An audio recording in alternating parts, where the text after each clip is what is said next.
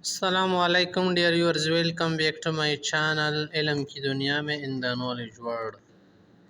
بیع تجارت کے مسائل چل رہے تھے، میں نے آپ حضرات سے کہا تھا بیع تجارت کے مسائل میں سے پھر میں نے آپ کے سامنے بیع کی کچھ مختلف منہی ممنوع قسمیں بتائی تھی کہ ان کی تجارت درست نہیں ہے۔ اسی طرح سے آگے کچھ قسمیں ہیں وہ بھی آپ سماعت فرمائے، ان سے بھی بچنے کی کوشش کرنی چاہیے، کیونکہ مسلمان کے لیے عبادات کے ساتھ ساتھ معاملات کی درستگی فرض عین ہے، اور جس مسلمان کے معاملات درست نہ ہو تو اس کی عبادات قبول نہیں ہوتی۔ تو ان بیعوں میں سے کہ بیع المسرات۔ بیع المسرات کا معنی ہے کہ ایک آدمی ہے وہ کسی بکری کو، گائے کو یا اونٹنی کو یا بھینس کو بیچنا چاہتا ہے، اور وہ جو ہے بچے والی ہوتی ہے، دودھ دے رہی ہوتی ہے، لیکن اس وقت اس کا دودھ کم آ رہا ہوتا ہے،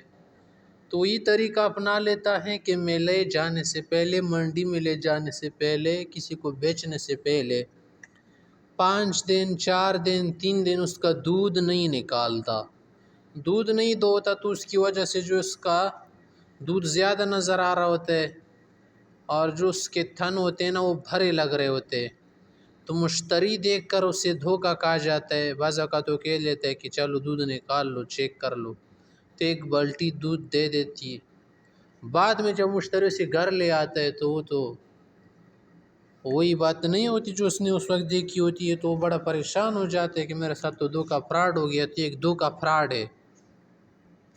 اگر بائی معلوم ہے کہ فلاں شخص نے مجھے بیچی ہے تو اس کو واپس کر دے، اور جو دودھ اس نے پیا ہے خلاف قیاس، بغیر کسی سوچ سمجھ کے 1 صاع کھجور بھی واپس کر دے، چاہے اس نے 5 بالٹی پی لی ہو یا 1 بالٹی، کتنی ہی۔ اگر بائع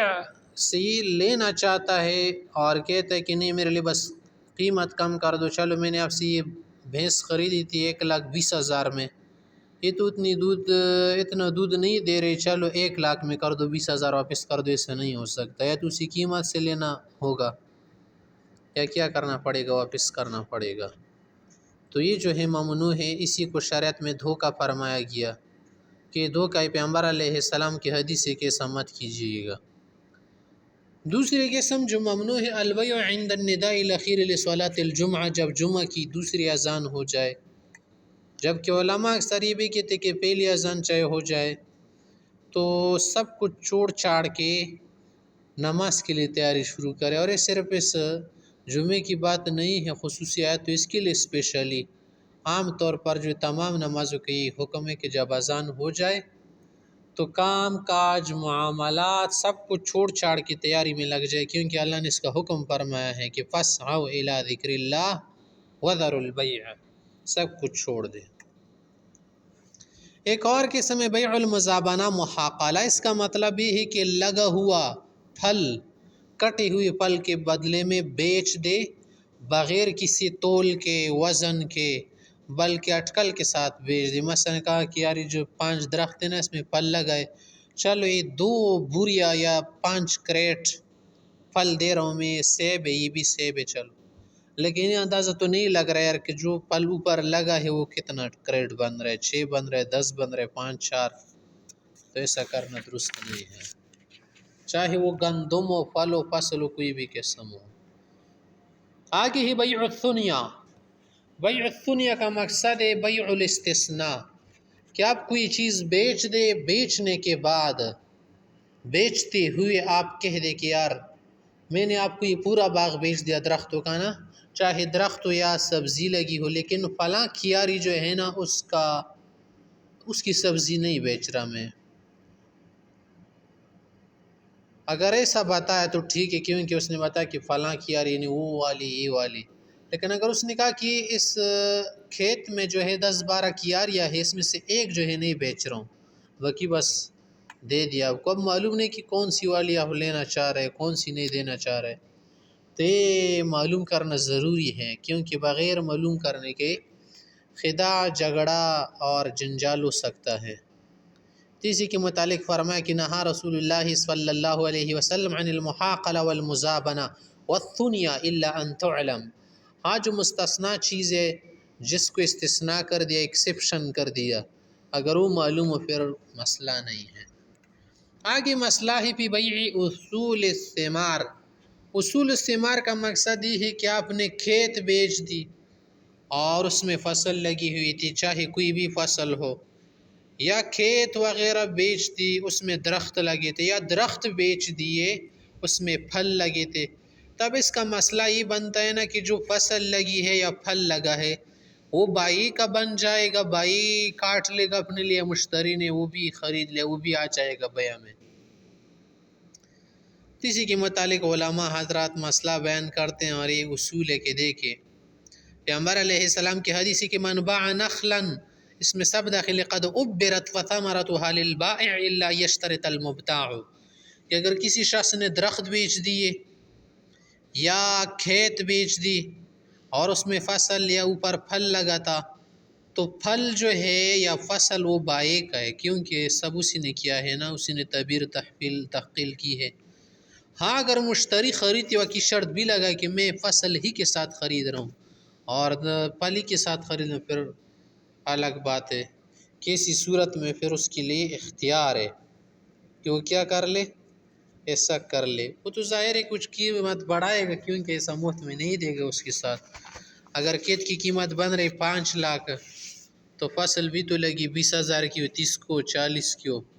وہ بھی ساتھ پھر پیسہ دے گا۔ یہاں تک بات ہو گئی۔ آگے بات ہے سود اور ربا کے متعلق۔ سود کس کو کہتے ہیں کہ آپ کسی سے کوئی زیادتی مانگ لے اور دونوں چیزیں ایک جیسی ہو اور وہ زیادتی بغیر کسی بدل کے ہو، بغیر بدلے کے آپ مانگ لے، اس کو سود کہتے ہیں۔ اور اس سود جو ایک اس کو ربا فضل کہتے ہیں، کہ ربا نسیئہ ہے۔ ربا فضل کا مقصد ہے کہ ایک جیسی چیزیں آپ بیچ رہے ہیں، جیسے گندم کے بدلے میں بیچ رہے، یا کھجور کے بدلے میں بیچ رہے اور تھوڑی سی زیادتی لے رہے، مانگ رہے، یا سونا چاندی بیچ رہے ایک دوسرے کے ساتھ، تو اس طرح سے بیچنا جائز نہیں ہوگا، اگرچہ ایک اچھی چیز اور دوسری توڑی جو ہے اس سے کم تر ہو۔ مثلا کسی کو اچھی گندم دے رہے اور اس سے تھوڑی جو ہے ردی قسم کی گندم لے رہے، لیکن وہ زیادہ لے رہے، تو یہ جائز نہیں ہوگا، چاہے آپ کو پسند ہو لے لے، ورنہ اپنی گندم بیچ کے پھر وہی خرید لینا اسی کے پیسے سے۔ اور ایک ربا النسیئہ جس کو ربا الجاہلیہ کہتے ہیں، جس کے متعلق قرآن کریم میں کہ ایھا الذین آمنوا لا تأکلوا الربا ضعافا مضاعفا، کیا آپ کسی کو کوئی قرضہ وغیرہ دیتے ہیں یا کسی پر آپ کا دین ہوتا ہے، اس میں بہت ٹائم ہوتا ہے، اور جب اس کا ٹائم آنے سے پہلے وہ کہہ دیتا ہے کہ یار یہ پیسہ جو ہے آپ مجھے ادا کرو ورنہ میں آپ سے اور زیادہ لوں گا۔ مثلا اس نے دیا تھا 10,000، بولا کہ 3 مہینے بعد دینے، نہیں دے سکا، بولا اب نہیں دے سکتے نا، تو پھر کیا کرنا پڑے گا آپ کو؟ ہر مہینہ گزارتے ہوئے آپ نے 10,000 پر مجھے جو ہے 500 روپے مزید دینے پڑیں گے۔ ایسا ہونا تھا کہ اس فقیر بیچارے پر 10 ماہ گزر گئے، قرضہ نہیں چکا سکا، تو ظاہر ہے کہ 10 ماہ میں تو 500 روپیہ آئے گا، 5,000 مزید بڑھ جائے گا۔ اسی کو کہتے ہیں اضعافا مضاعفۃ، یتضاعف بفترۃ من الزمن الی اضعاف، کہ زمانہ گزرتے تو بڑھی جاتا ہے، تو معلوم بات ہے۔ یا پہلے ہی سے کہہ دے کہ یار میں آپ کو اتنے دینار یا پیسے یا ڈالر دے رہا ہوں، مثلا 1,000 ہے،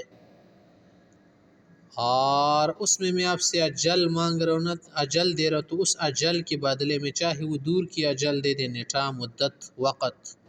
یا قریب کے لیے اس پر زیادہ پیسہ طلب کرے، تو یہ بھی ناجائز، اس کو ربا النسیئہ کہتے ہیں، کیونکہ عموماً یہ قرض وغیرہ ہی کے متعلق تھا، اور یہ عموماً پیسوں وغیرہ میں بھی ہوتے اور چیز میں بھی ہو سکتا ہے، ایسا نہیں ہے کہ صرف پیسوں وغیرہ میں ہے۔ سود جو ہے حرام، اس کے متعلق تو قرآن کریم کی کھلی آیت ہے کہ وحرم الربا، دیکھ، اور دوسری جگہ اعلان جنگ، اسی طرح کچھ اور گناہ ہے کہ ولی اللہ سے لڑنا اور سود کھانا کچھ گناہ ہے، اس سے اللہ تعالیٰ کی جنگ کا اعلان ہوتا ہے انسان کے لیے۔ اور رسول اللہ صلی اللہ علیہ وسلم کی حدیث ہے کہ اس نے لعنت کی ہے اللہ تعالیٰ نے سود کھانے والے پر، کھلانے والے پر، اگرچہ اس کی مرضی ہو، اور گواہ بننے والے پر، لکھنے والے پر۔ اگر آدمی 1 درہم سود کا کھائے تو سمجھ لو کہ اس نے اپنی ماں سے زنا کیا، اور یہ زنا جو ہے 36 مرتبہ سے زیادہ گناہ ہے اس کا کھانا۔ اور سود جو ہے نا، اس کے بہت سارے دروازے ہیں، بہت ساری جگہوں سے سود ہو سکتا ہے۔